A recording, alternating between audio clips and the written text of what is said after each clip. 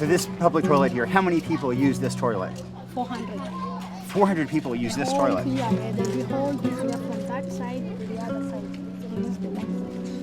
Life in the slums is always shocking, and should be shocking. No privacy, no food, no electricity, parents who are desperate, and maybe their mothers who are working as prostitutes, and it's really horrifying, the poverty that a lot of people are living with in the world. So how many people sleep here? 10 people. 10 people sleep here. Wow. I read Half the Sky just after it was published. I think before I was finished with the book, I knew it would change my life. You know, when you read a book and you're like, I can't believe it's all in this piece, you know, it was perfect. I bought it for everybody I'd ever met, and I hoped that there would be something to follow it, something to flesh out the experience of reading it. Hey, Olivia. These are my new friends. All right, you're the Pied Piper. So when I heard that this documentary, that the part that was available to me to be a part of was in Kenya. Nice to meet all of you.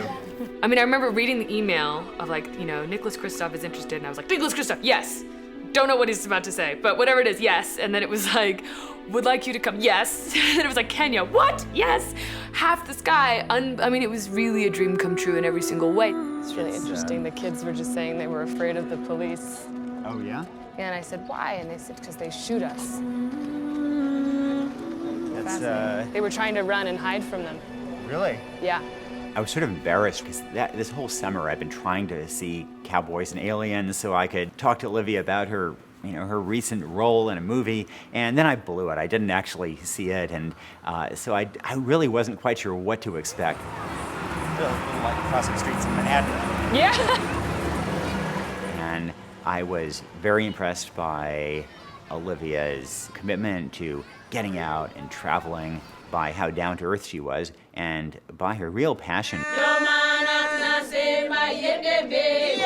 I was raised in a household full of really passionate activists. My grandparents are journalists, my parents are journalists, my uncles are journalists, and they've all been war correspondents of different types. So I grew up with the spirit of curiosity. Are there waterborne illnesses that have spread through Kibera in the past? Yeah, it's a lot. It's a big problem. At the clinic, we see a lot of typhoid. Yeah. I never thought I want to be a journalist. I sort of took for granted that it was part of who I was, like that I had been formed by these people to move through the world in a specific way with a certain awareness.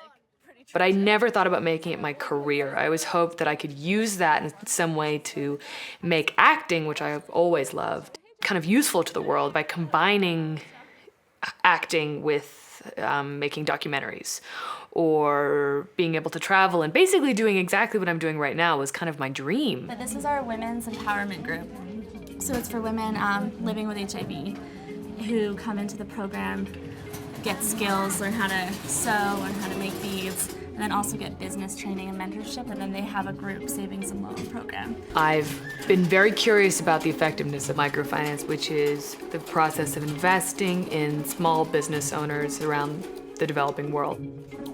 And I know that in certain places in the world it's been thought of as kind of a disaster, and in others it's been incredibly successful. So I was really curious to see how it was working specifically here and to see the effects of it on these women. Meeting these women has made it very clear to me that the smallest amount of economic empowerment is transformative. These are women who were being beaten and raped and just terrorized and felt completely desperate. And then with a bit of organization and with a little bit of education and investment, they were able to completely transform their lives and their children's lives. We are trying very hard.